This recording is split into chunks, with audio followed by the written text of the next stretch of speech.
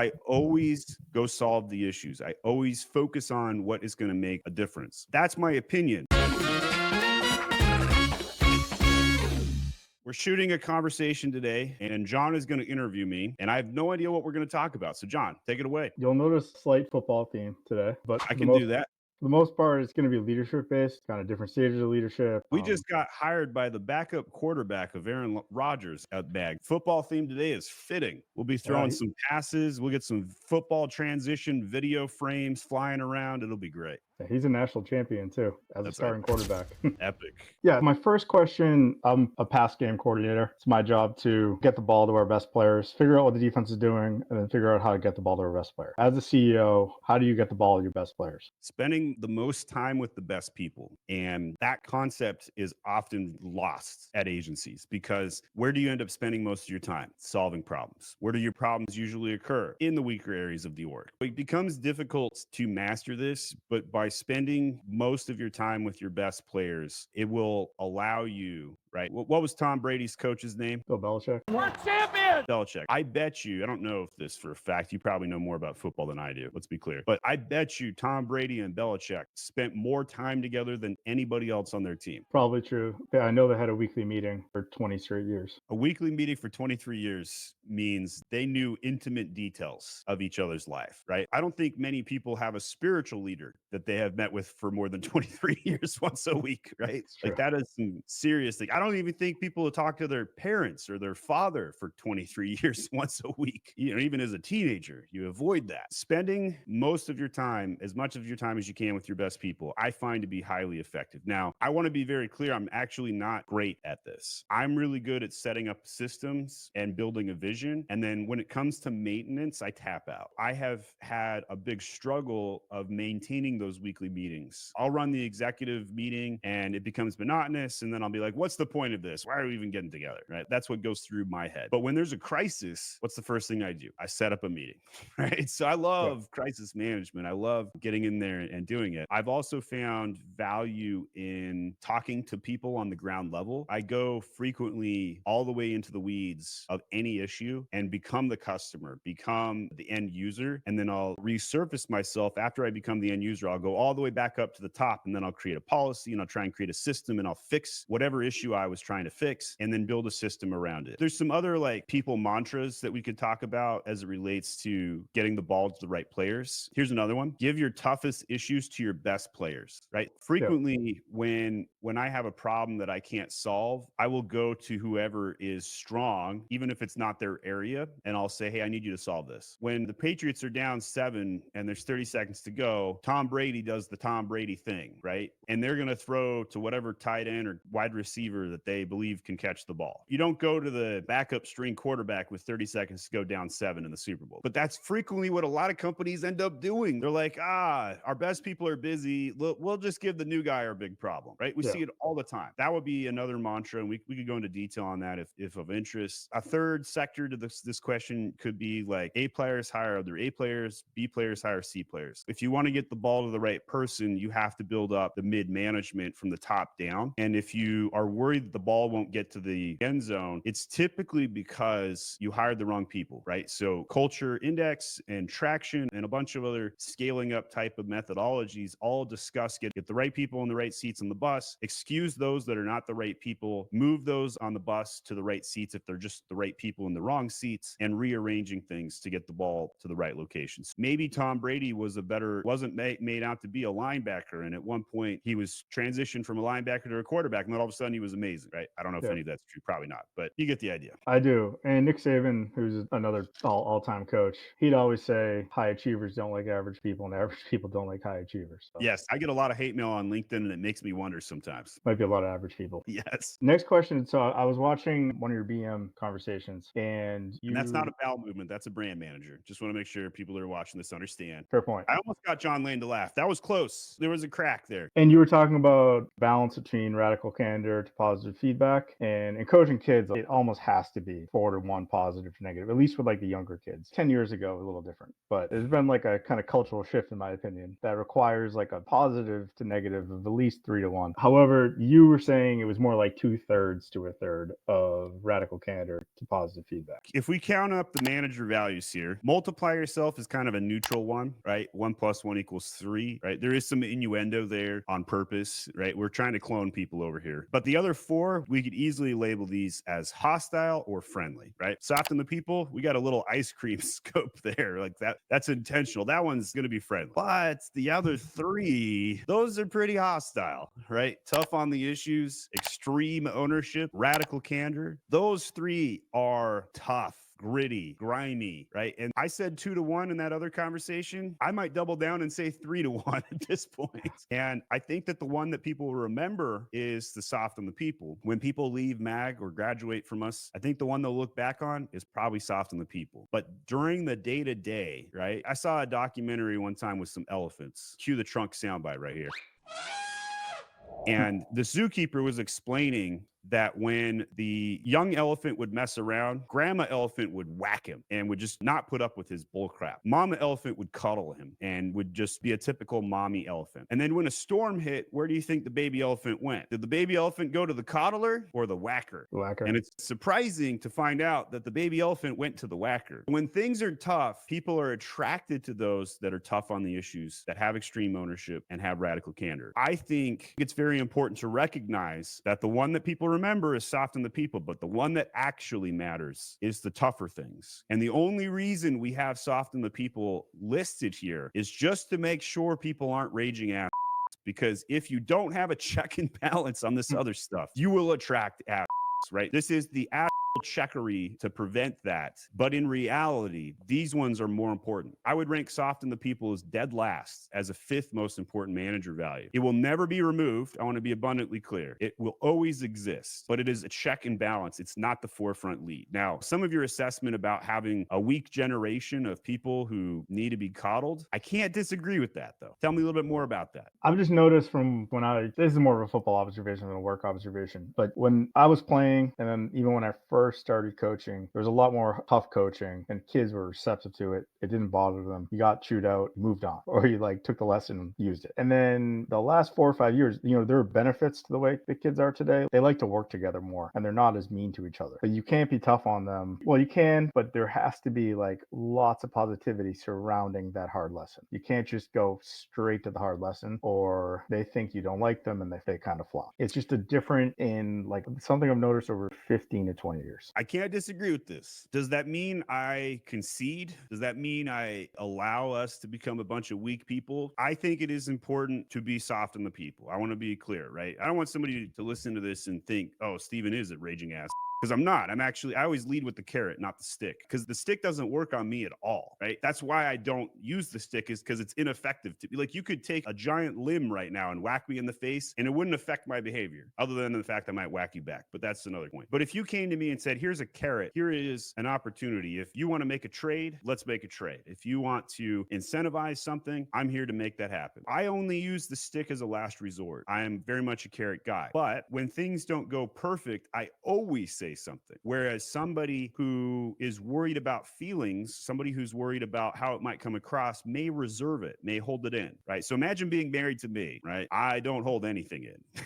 Right? I'm Spock saying everything radically all the time. That is how I'm programmed. It makes me an effective CEO because I always go solve the issues. I always focus on what is going to make a difference. That's my opinion. Now, in reality, on the day-to-day manners, I agree with you, right? You're going to have some resistance to this. But the culture that I'm trying to build at MAG is resilient, because if we coddle our people, our clients will fire us. Why do you think that is, John? Because if you cuddle everyone, you're not driving the behaviors you need to make them successful. So why would they pay us? You got it. They want us to do the tough things. Otherwise, they would do it themselves. So that's why we have to be really tough over here. And I know you may have a different opinion than the ones I just gave, because you are very good at being soft on the people. In fact, I've tried to egg you on in the past and you don't engage it. Like, you only react positively back to the hostility that I've thrown at you in the past. So good for you, right? You are a trained clinician on this one? I was speaking of core values. I had this question for later down, but because we were talking about it, I actually have a core value idea that leans more towards the hostile side. Throwing it out there, the word compete, right? You want to be the best brand manager. What's your MRR? Like, are you competing to get your MRR higher? Want to be the Monthly best brand recurring director? revenue. Yeah. How are you getting the most surveys? How are you getting those Google reviews? We are focused on competition, especially at the director level, but we don't More so now really than ever before, so and I to love me, it. it's really relevant, and we're doing it anyway. Maybe it's director value. I don't know. We don't really have director values, but I was thinking compete is really something we're all doing. We're just not saying it out loud. I agree with you. Which one would you kick out? Would you kick out a core value or a manager value to make room for this? That always becomes the tough conversation.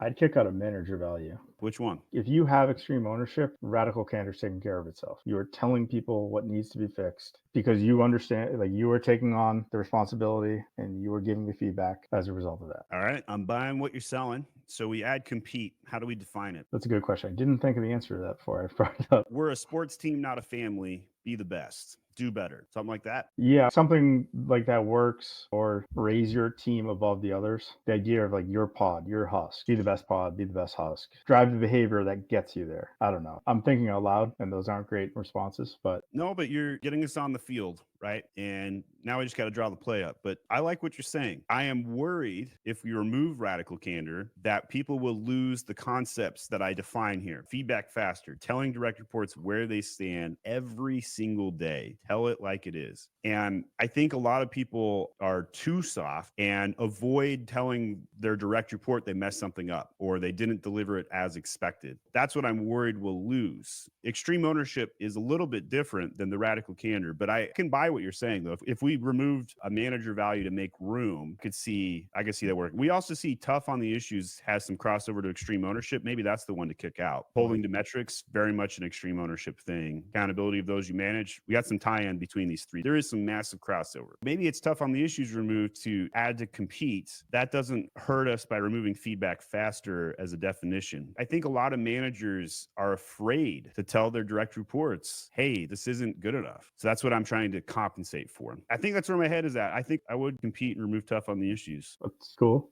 We could build it out better outside of here, but I like that a lot. Well, I mean, genesis of an idea starts somewhere. It's true. Where do we go from here? The next thing, I know the platinum principle, and that's what you go by. Something I learned from Jimmy Johnson, who, not that I know him personally, but he's one of my favorite coaches. Even though our personalities are completely different, he's extroverted and on top and You are really not. loud. Yeah, so we're totally different, but I love the way he thinks. And he talks about, how do you treat someone? He has a sliding scale. How talented are you? Is here. How hard do you work? If you're at the highest for each, he treats you super well. So, an example, he had a punter fall asleep in a team meeting. Oof. He cut him on the spot. So you grab yourself, get out of here. So the media asked, what would you do if Troy Aikman, who was a starting quarterback, he won 3 Super Bowls, great quarterback. What would you do if Troy Aikman fell asleep? And he goes, I'd tap him on the shoulder and tell him to wake up, and then I'd probably tell him not to do it again. And I know that is like inviting brilliant jerks, but I always think like if someone does the right thing all the time and they're really talented, that's your best people. If they do the things at the right time, but they're not very talented, you still treat them pretty well because they're valuable. But if they're talented, but they don't do the right thing all the time, you can try to fix that behavior, but at some point it becomes diminishing return. I agree. So I kind of like in life, I really have liked that sliding scale. And it's a little different than like treat people how they want to be treated. But I kind of try to intertwine them in my own mind. I do see the yin and the yang conversation here. So let's define some of these things. So if the platinum rule is for me to treat you how you want to be treated, the golden rule is treat you how I want to be treated, then the yang part of the conversation becomes how do I manage people with that in mind? How do I treat Troy Aikman versus the punter differently? And I think that's where a lot of people struggle with. And I've had a lot of people at MAG that I manage totally differently because on one person, the carrot works, on the other person, only the stick works. And you have to figure out which kind of person they are to determine that. With the punter, it might have been stick had already failed and carrot never worked. That's why he just gave up on the spot. With Troy Aikman, it might be like carrot works. That dude's never going to make that mistake again. Sometimes if I'm really trying to drive a a specific behavior, I'll put it in their contract. I'll put it in the service level agreement for their employment. And then there's no question whether that's going to be hit or not. It's in there. It's in writing. It's clear. It's night and day. Sometimes I'll do that. Dive me into the heart of your question. Are you trying to figure out like how I go about doing that on the team, or walk me through that a little bit? Well, in fairness, I think it's easier in sports than it is in work. It's more about like how you can't remember 500 people's culture indexes at all times. You can But probably remember like 40, but you can probably remember like, is someone like a high performer? Is somebody a problem or a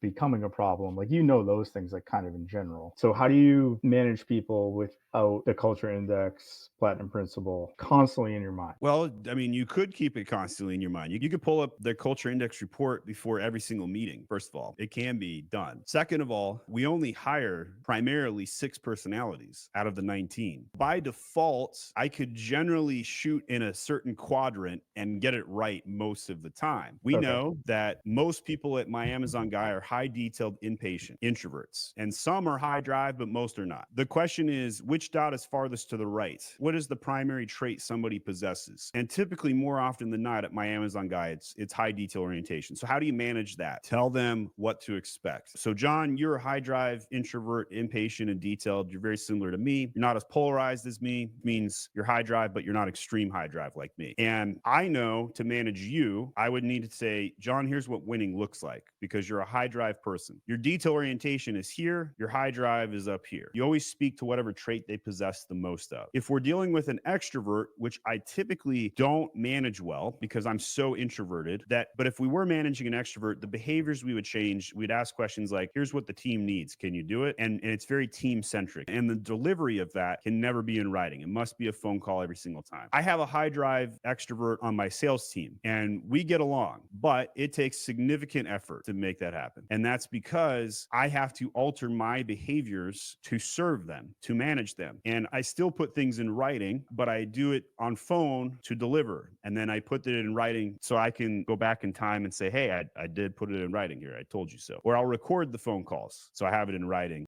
with the transcript. There's ways Yeah. to compensate for this, but if you have a particular struggle or crisis, hit me up with it and we can dive into it. And looking back, I'm better now than I was 4 or 5 months ago. I think my management of extroverts was Rough. could have been better. But I mean, I have someone that's going better. How did you solve it? Pushed on a team idea, helped that their project manager was very team driven as well and really focused on. Whereas with some of my some of my more introverted managers, I go more on like let them figure it out, ask them how do we do it, push where I think they need, or give ideas, but I let them solve it. I have a really hard time letting people solve things. Well, I it's usually another what to do. the person I'm talking about is a fellow architect. But to manage an architect, it's more ideal if you tell them go west instead of tell them go through Salt Lake City to get to Reno, right? So it is more effective. But depending on how long the architect's been here, if they've only been here 90 days, do tell them what to do. Architects take the longest to come online because they have to understand the full system. So you have to lead with a lot of why. So start with why is a really great business book. That's that principle. Yeah, luckily this person is fully operational. They get their doing. All right, so I have some kind of little different questions, kind of changing gears. Let's do it. What do you do to get yourself ready for the day? Like, how do you get mentally set? Let's give the honest answer first. So this morning, I didn't want to get out of bed. 7 o'clock, I woke up. I look at my phone. My body is super achy. I had done some Muay Thai boxing yesterday and my arms were just on fire. I roll over. I pull the covers back up. 15 minutes later, my daughter, who's 5, comes in and starts to play with the dog, starts to feed the dog. I pull the covers up a little bit further. 7:45 rolls around. My 2-year-old, who's now 3, Adam, comes in, starts jumping on me, brings an icebreaker game, which I don't know if you haven't played the icebreaker game, cue the penguins up here on the video. We're banging on the plastic and then the dog starts to steal it and chewing on the plastic. The dog is chewing on the box. And I think to myself, can I just get an extra 15 minutes to myself? Now, mind you, I've been up since 7 just trying to like pull the covers up. It's not every day that I'm getting up and doing push-ups and jumping into the computer chair, right? Despite what some people may think every CEO does. Some mornings are like today. Now, yesterday, the opposite was true. I got up, I walked the dog, I went to my Muay Thai boxing, and I did a 2-hour workout, and I was gung-ho. There is iteration approach. Some days are hard, some days are easy, some days are recovery. Today was a recovery day, no question about it. I had to take some ibuprofen in this morning, not gonna lie. But I typically every day I will walk the dog for at least 15 minutes, sometimes an hour, and I frequently walk in the forest. And I average probably 3 to 5 miles a day of just walking my dog. That may seem simple to some people, but twice a week I'm doing either jujitsu or Muay Thai boxing. I've been swimming a lot because the summer's here, and I'll do push-ups and pull-ups in the swimming pool, which it's a little bit easier than doing them on the ground. So it's more comfortable on the body and the knees and all that. I have a nanny that gets the kids ready, so I don't have a lot of parental duties in the mornings. It's usually me time, to be honest. Morning time is usually me time. I'll take a really long 30-minute shower almost every single day in the morning, really long showers. And that's because it's relaxing, it's time to think. But here's the one thing I'll emphasize to wrap this question, and that is whatever the first thought I have of the day, I get it done immediately. If my first thought of the day is I'm thinking about my mom, I'm sending her a text message. If my first thought of the day is I'm thinking about a business initiative, I immediately go write it down and get it in motion, and I shout orders via Slack. I'll usually do an hour of Slack time on my phone before I even get to my computer while I'm walking in the forest, while I'm in the shower. I do a lot of slacking while I'm in the shower, which means typos galore, but whatever. And I enjoy it though. Usually my mornings are slow, I guess is the big reveal here. But between 9 a.m. and noon, I do my best work. And that is precious time that I usually am super productive. Noon rolls around, try and take a break. I take another dog walk. I sneak in a game of Overwatch. Played a little Overwatch last night while answering Amazon questions on social media. That was unusual and weird. I do try and read my kids bedtime stories every night. I don't always, but I try to, and spend some time. 5 o'clock rolls around though. Every day I go eat dinner with the family, almost no exception to that. So I try and keep some religious routines and whatnot. Makes sense. Yeah, I remember talking to Francisco, our VP, a long time ago, probably like a year ago, about kind of morning routines. And I tried to do what he gave me, and I was just like, I can't. With two kids under 3, I just can't do this. Like, What did Fran tell you to do? Like do a bunch of athletics? yeah, to get up at like 4:30 and like get and I just for 2 days, You're like, and I'm on out. day 2, both my kids got up because I was up, they heard me, and I was like, this is just gonna make my day a lot longer. Looking back when I was single, like, these are things that, like, really coulda helped me, but I just can't find a way as a dad to make the day more productive earlier as much as I want to because I have a ton of motivation at the start of the day. Like, I can't work out at night because it's not fun. I can work out really early, but I can't do it at night because I can play pickleball at night, but I can't lift at night. It's for the same reason. I kinda lose steam by, like, 6 or 7 PM. Have you got your testosterone checked? No, I haven't. That would be next on my recommendation list because I have the exact same problems you do. And I got my testosterone checked and it was low. And testosterone, number one link to energy levels. Now, you have a lot of hair on your head. Chances of you having as low testosterone as I did, probably not as bad. That's not always the case, though. You should go check it out. $75 blood test. Very revealing. And if you're done having kids, start taking testosterone, your energy levels come back and you don't have to worry about fertility issues. Not that you wanted to talk about that on our football conversations today, but sometimes you got to talk about the uncomfortable to get to the comfortable stuff. I left things kind of open on purpose. And then, kind of with that in mind, like a thing we do, and I don't know how this translates to business, but like a thing we do in camp before our first games is we try to practice it kind of at night. Like the week before our first game, we start practicing at night with the idea of, Because that's when the games are at night. yeah, the peak at the right time. And then once the season starts during school, it gets a lot harder. Impossible. But you don't want to have a good start. So you do things to try to get their bodies so their bodies are peaking at like 6:30 to 9:30 at night. And I wonder if there's any translation to business. Like if you had like a super important event or if like you were an in-person conference, For the same reasons we're talking about. but like if you were giving an important speech, would you alter your behavior to try to peak mentally, like to move that 9 to 12 or your best? No, I would suffer.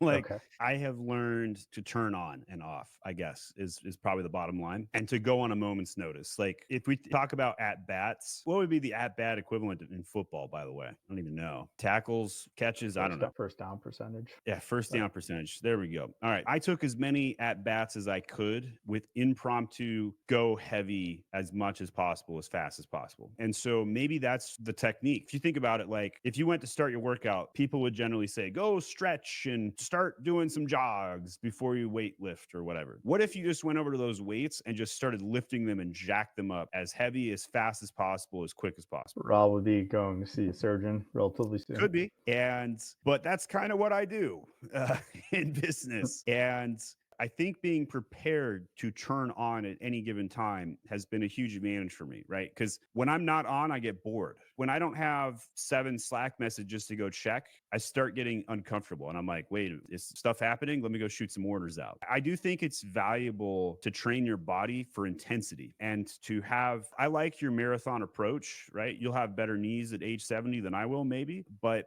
I do think having the ability to go intense on a quick notice is primal, right? Like, think about our ancestors. They couldn't choose when the cougar attacked the tribe. Like, it just happens. And you just got to be ready, got to be alert, Yeah. right? And could be some toxicity in the bloodstream from always being alert or always being ready, or, you could get some PTSD from some of that stuff. But 2 days ago, I was walking in the forest and I almost stepped on a copperhead snake that was 5 feet long. And I'm not making that up. It was 5 feet long. And my soul jumped out of my body and I was on. I was immediately on. But my body was okay with it, right? Like, it didn't ruin my night. It didn't ruin my day. I did think that was the closest to death I've been in a few years, though. Right? I had to like sweat that one off. But being ready to be on at any given time, I think is something I have trained my body to do, trained my mind to do. Yeah, I think working here has gotten me a lot better at that. Something I've noticed, like when things get really critical in retention, when I first started, it like really bothered me that like I looked at it kind of like a personal failure, and I still look at it like we have to fix this, like extreme ownership, but I don't like emotionally upset me anymore. But I've noticed like a lot of your responses are extremely logical, straight to the point. There's no emotional response to your, and I know it's email, so you can mask things and make things professional. But I guess my question is, do you get bothered, or Yes. okay? And is it because that's something I notice a lot of young brand managers struggle with, especially if it wasn't their fault. They internalize to the extreme the bad news. Stoicism is the treatment to this challenge, but there are certain activities when a brand that we've done well for, we've grown their sales, fires us. I take it personally. Like, I'm very upset by that typically. When somebody files a chargeback on us, it feels like theft. I feel like somebody stole my kidney when that happens. There are things that I try and get myself out of. Like, I try and not be a participant in fighting Stripe disputes, and we win quite a few of them, but like, it's just hangs over you. Right. And I've always taught this concept that the salmon run, right? When they spawn, you can never get every fish over that dam. It is not possible. The goal, though, is to get as many over the dam as you possibly can. Yeah. Because if you don't get enough salmon to the spawn location, then you run out of fish. You're out. The hatchery dies. I always try and preach that, like, you'll never please every brand. You'll never please every client. You'll never please every employee. It's impossible. But if we create a culture and a system that gets as many over the dam as possible, that's success. So that's what success looks like. That's what winning looks like. We live in a high churn industry. It's not that MAG has a lot of clients that fire us. No, it's just that in the Amazon space, businesses come and go. They have financial turmoil. They have radical changes in direction. It's just the nature of the beast. You have to get some sort of stoicism. And I guess maybe from one high drive guy to another, probably the best way to do it is to start focusing on the next game, right? And yes, you need to know why you lost tonight's game, but 15 minutes after that, you start doing drills. 15 minutes after that, you start like working on the plan to fix it for next time, because you Yeah. can't go back and change the score for the last game, but you can affect the next game, right? And I'm sure there were some like heartbreaking losses for some football teams over the years, but they still won the Super Bowl, right? Like, there's some teams that lost the first half but came back and focused on the game plan for the next half. Letting go of things you can't control in the past and focusing on the future might be the solution that I tend to do. Just trying to get productive on the next object. That's good. I find the biggest struggle is after success because of the complacency that comes in. Like our in general, yeah, I think as a director, as a brand manager from before, as a football coach, like your best weeks are after a loss because you have everyone's attention. Winning teaches you nothing. Yeah, it kind of doesn't. Like everyone's attention, you're kind of allowed to be a little angry. If you were freaking out on people while you're winning, everyone's kind of like, there's something wrong with this guy, even if you have the best intentions in the world. But if you're freaking out post loss, everyone's like, all right, that makes sense. I keep in mind I do not freak out a lot, but I always find like you're at your most focused after a setback in any place of life.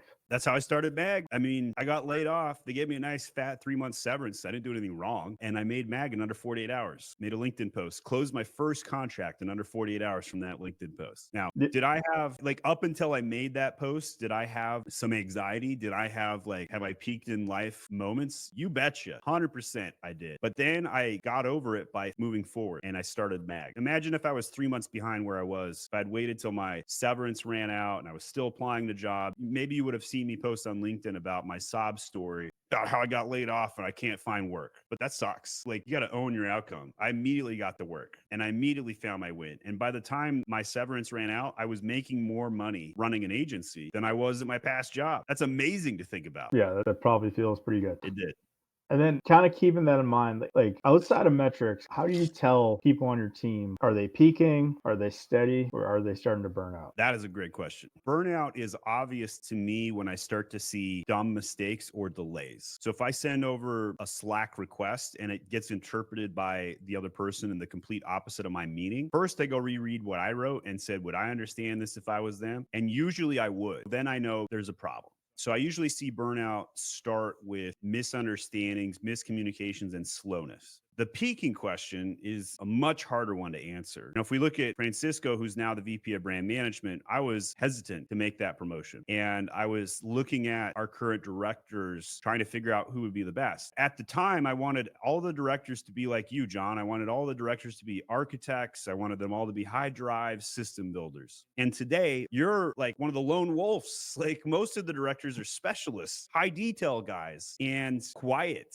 very quiet team. I changed my approach based on the team that we had to play. And I let go of my original vision and I started to embrace a new one and I went a different direction. And Francisco Valadez has some of the most boring leadership at MAC. But here's the thing about boring. Boring is steady. Boring Yeah. is scalable. And nobody has ever come to me one single time and said, Francisco gave an inspiring speech. And that may never happen, right? It may never happen. Nobody will probably ever say that about you either, John. It may never happen. And that's okay because boring sometimes is superior. Because if we talked about some of the people who've recently graduated from MAG, I wouldn't call them boring. In fact, I'd call them pretty exciting. And they caused a lot of drama.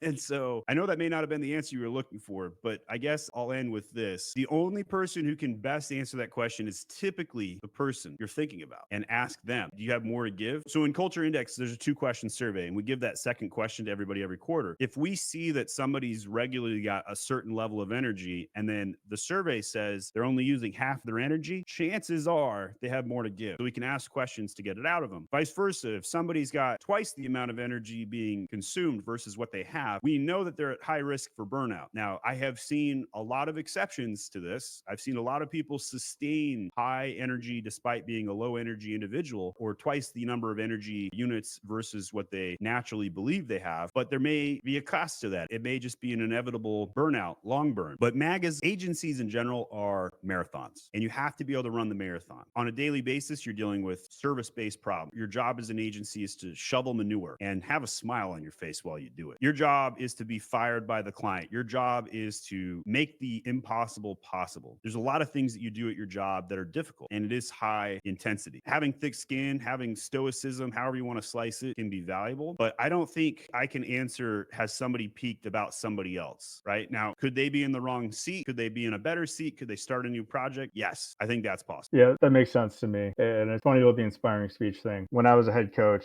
briefly, I wouldn't give the pregame speech on purpose because I knew I'd fall flat. I could do the halftime speech because like I'd usually be angry about something, but I couldn't You have to like get riled up. I couldn't rile myself. Like I'm just baseline calm. You are like the face of the stoicism movement. Yes. So I'd always be like, "Hey Pete, go go rile the kids up," and then walk away.